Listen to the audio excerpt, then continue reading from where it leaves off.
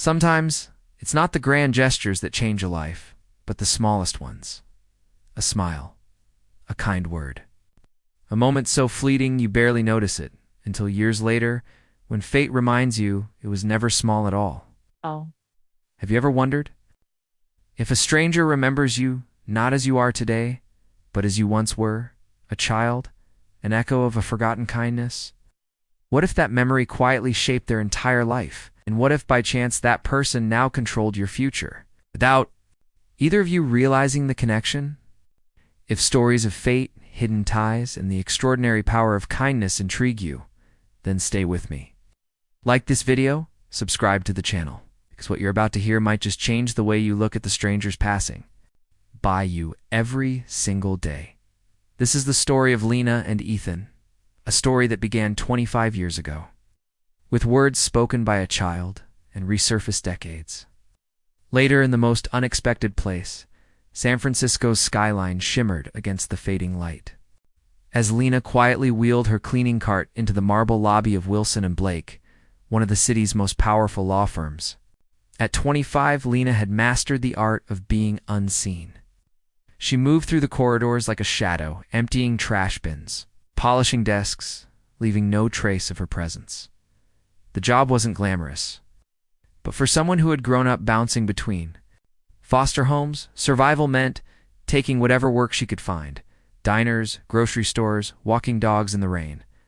This cleaning position paid more than most, and for Lena, that was enough. Yet Lena carried with her a gift most people never noticed. It's an uncanny memory for faces and small details.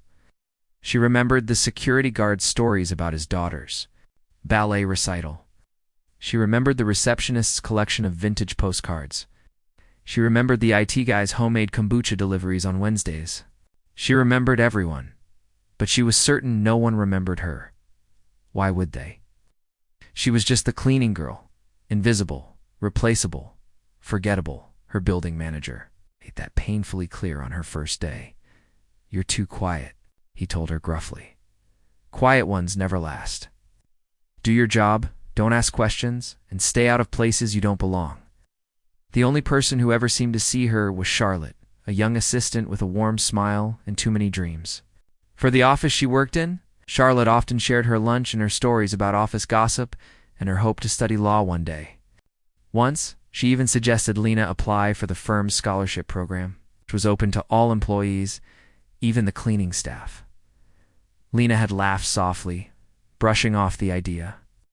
Scholarships were for people with bright futures, not for girls like her, who had spent their lives learning how to survive in silence.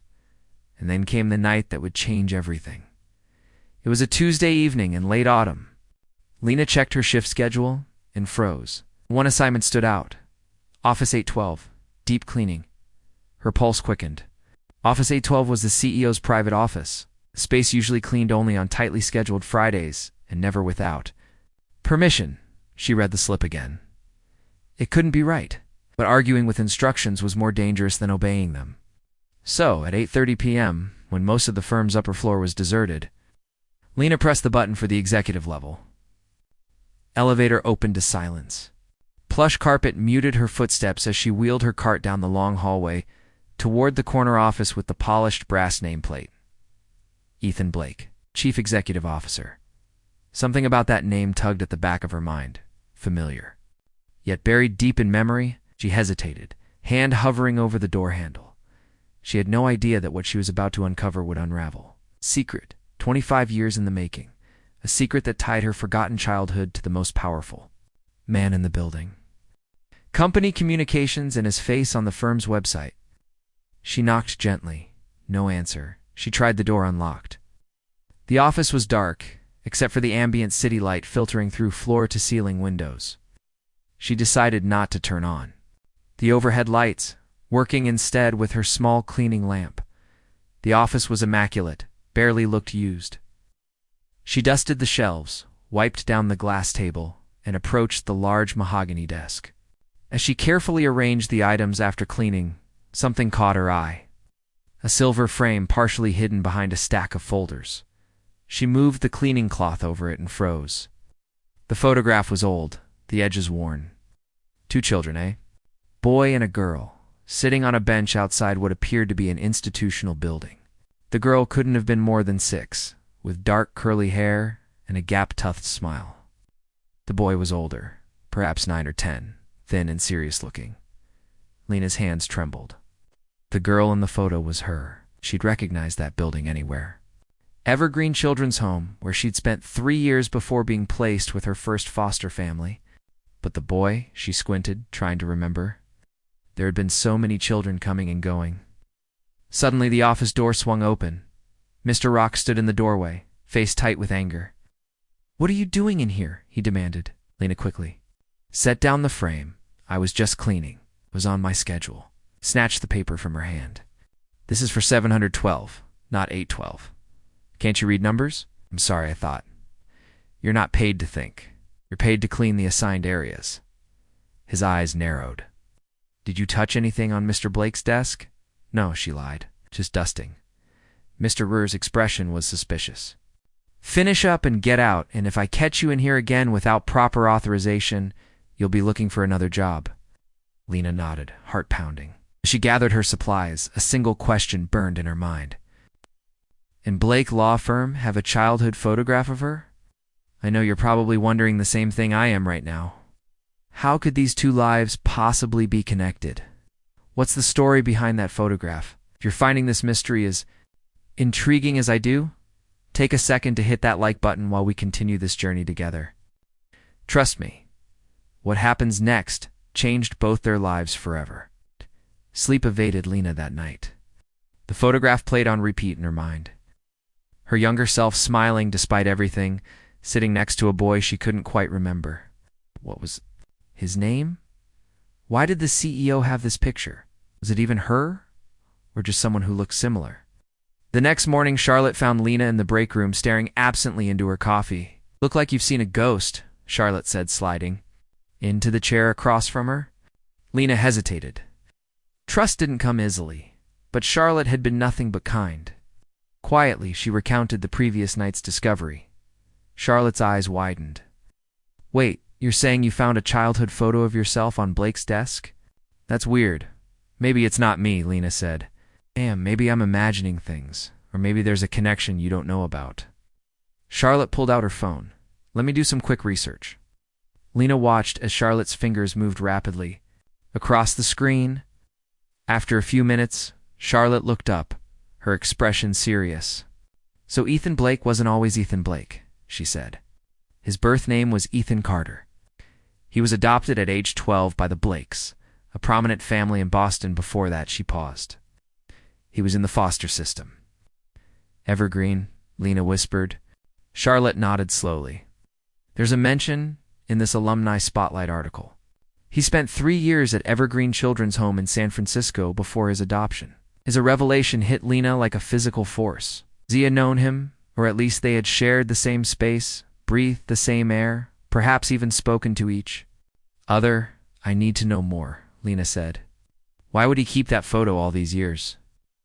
Over the next week, Lena found herself paying closer attention to the executive floor. She learned from other staff that Ethan Blake was something of an enigma. Brilliant in the courtroom, reserved in personal interactions. He'd built the firm from a small practice to one of the most respected in California, but little was known about his private life. Then strange things began happening.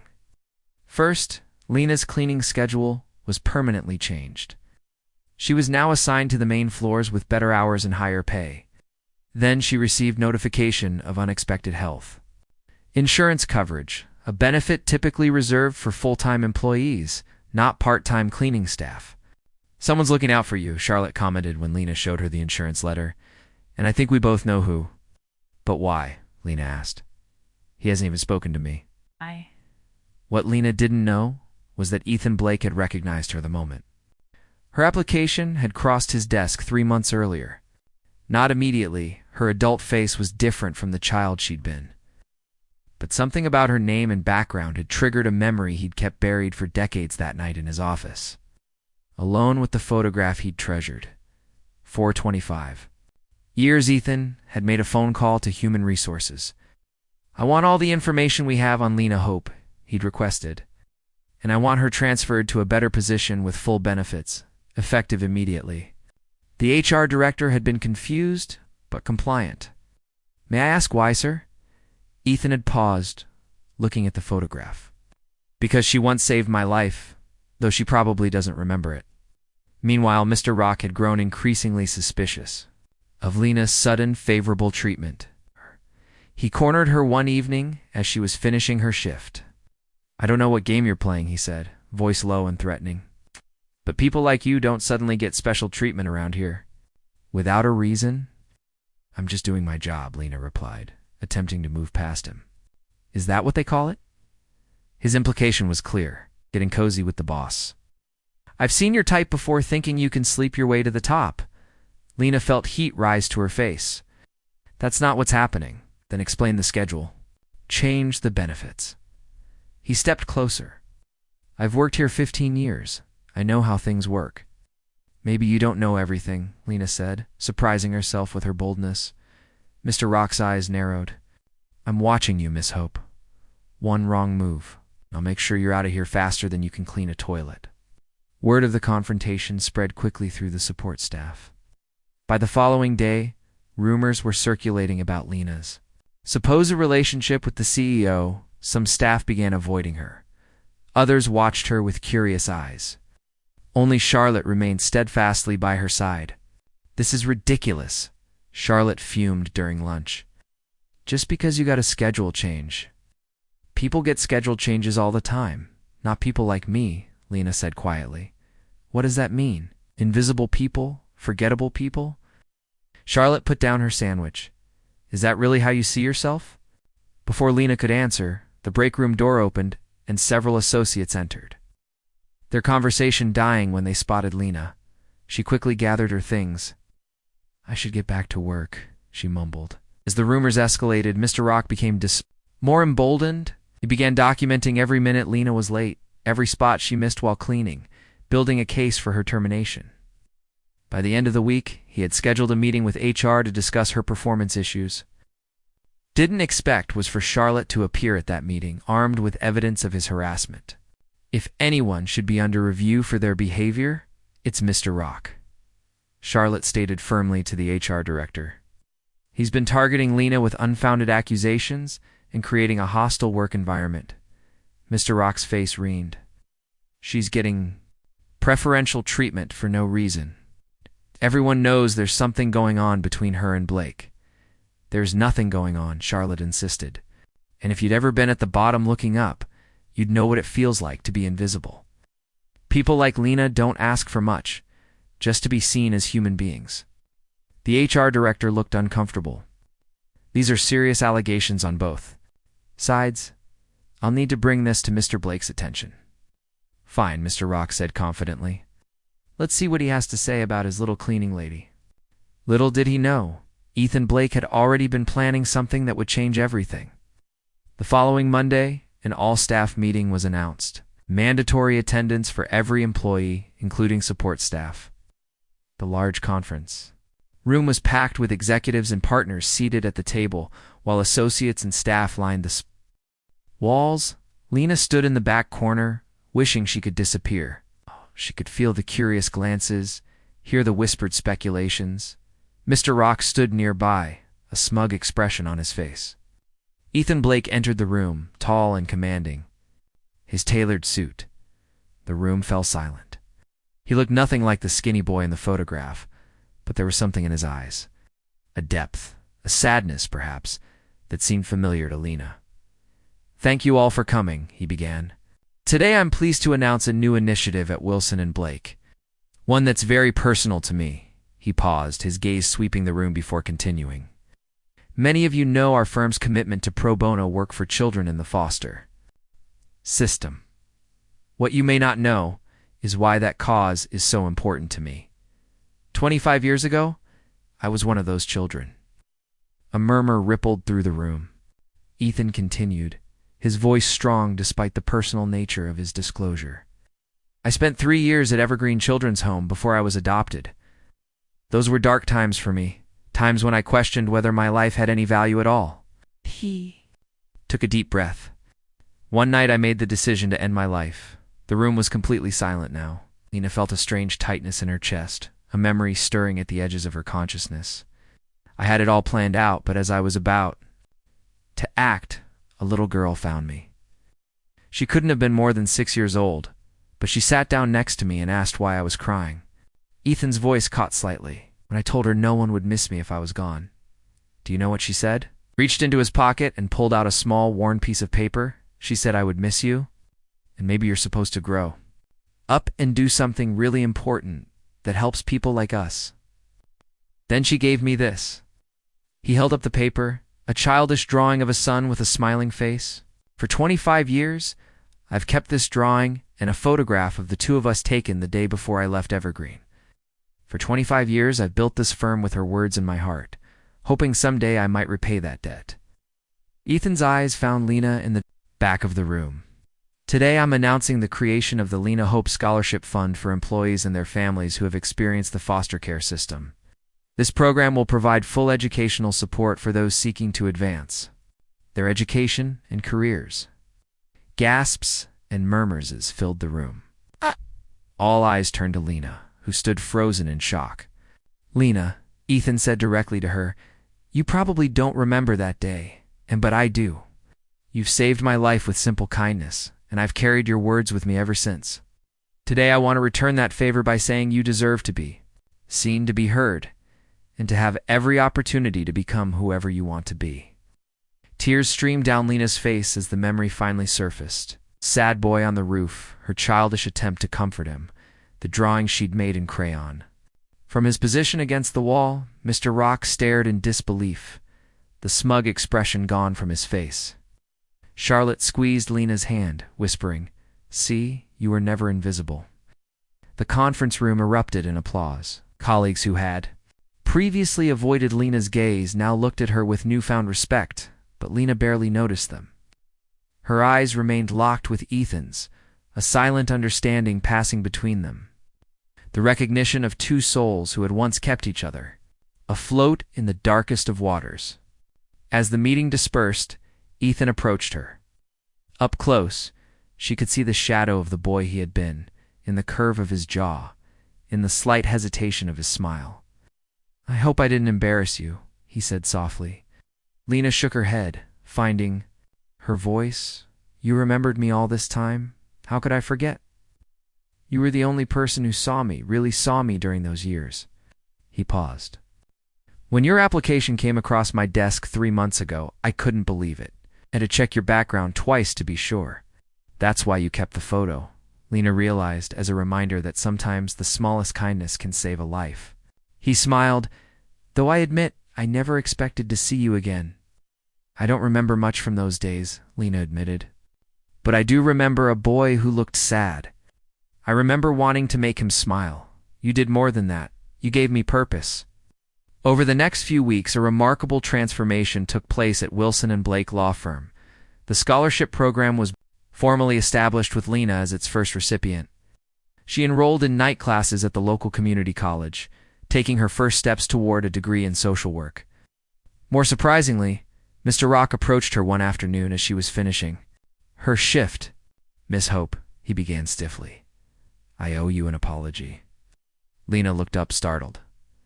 Mr. Rock, I made assumptions about you, unfair ones. He cleared his throat uncomfortably. In 15 years, I've seen many come and go. I stopped seeing individuals and started seeing damn stereotypes. It's easy to do that, Lena said thoughtfully. To forget that everyone has a story. Yes. Well, he shifted his weight. I've asked HR to remove my complaints from your file and He hesitated. I would appreciate if we could start fresh. Lena offered a genuine smile. I'd like that, his word.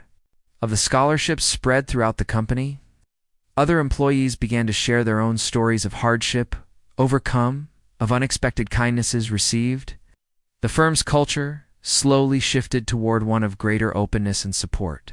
Charlotte, ever the visionary, proposed a mentorship program to complement the scholarship, partnering experienced employees with newcomers from disadvantaged backgrounds. You started something special, she told Lena one evening as they walked to their cars. People are talking about things they never discussed before. They're seeing each other differently. I didn't do anything, Lena protested. It was all Ethan, but it started with you, with that little girl who wasn't afraid to reach out to someone in pain. Charlotte bumped Lena's shoulder gently. Don't diminish your role in this story. 6 months later, Lena was offered a new position. Coordinator of the Lena Hope Initiative. She had expanded beyond the scholarship to include mentorship, internship opportunities, and community outreach. She would work directly with Ethan, building bridges between the firm and organizations, supporting foster youth. On her first day in the new role, she found a small package on her desk. Inside was a silver frame containing the photograph from Ethan's office. 2 children on a bench, unaware of how their lives would one day reconnect. Attached was a note in Ethan's handwriting. No one is invisible. Sometimes we just need to be reminded to look. That afternoon, they met in his office to discuss the initiative's future. The city skyline stretched beyond the windows, bathed in golden afternoon light. I've been thinking about what you said that day, Ethan reflected. About me growing up too. Do something important. I've tried to build something meaningful with this firm, but I've always felt there was more to be done. You've helped countless people, Lena said, perhaps. But I think this initiative might be what I was truly meant to. Do? He looked at her intently. What we were meant to do together. I was just a child, Lena said. I didn't know my words would matter so much. That's the thing about kindness, Ethan replied. We rarely know the impact of our actions. One small moment can change the trajectory of a life forever. As they outlined their vision for expanding the program, Lena felt a profound sense half coming. Full circle. The invisible girl who cleaned offices late at night had become visible at last, not just to others, but to herself. Her words, spoken in childhood innocence, had created ripples that had returned to her when she needed them most. Later that evening, as Lena packed up her new office, Charlotte stopped by with a celebratory coffee. So, Charlotte said with smile, how does it feel to be the inspiration behind the company's most talked about initiative? Lena considered the question surreal, but also right somehow, like pieces falling into place. And so, Charlotte mused, most people go through life never knowing if they've made a difference. You gotta see yours firsthand. As they walked out together, they passed the lobby where a new plaque had been installed that morning. It read, "The Lena Hope Initiative, because one act of kindness can change a life forever. Sometimes the person you save today may return to save you tomorrow." The truth of those words resonated deep within Lena's heart. 25 years ago, a little girl had saved a boy with simple kindness. Today, that same boy, now a man, had returned that kindness when she needed it most. Together, they would extend that circle of compassion to others who, like them, just needed to be seen. As she left the building, Lena noticed Mr. Rock holding the door open for a young woman in a cleaning uniform. A new hire, looking nervous on her first day. Instead of his usual gruff manner, he was explaining the building layout with unexpected patience, even offering a small smile of encouragement. Lena caught his eye and he nodded slightly, an acknowledgement of change, of seeing differently. She nodded back, knowing that transformation happened not just in grand gestures, but in these small moments of human connection. 1 year later, at the first annual Lena Hope Initiative Gala, dozens of scholarship recipients and mentees gathered to celebrate their achievements. Among them was a young man who approached Lena with tears in his eyes. "I just wanted to say thank you," he said. "Last year, I was ready to give up on school, on everything. Then I heard about your story." "My story?" Lena asked, surprised. "How you and Mr. Blake found each other again after all those years. How one small kindness came back around." He smiled through his tears.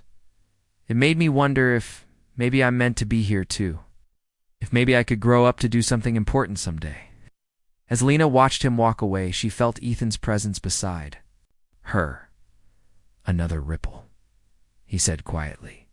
She nodded, understanding completely. And who knows how far it will travel.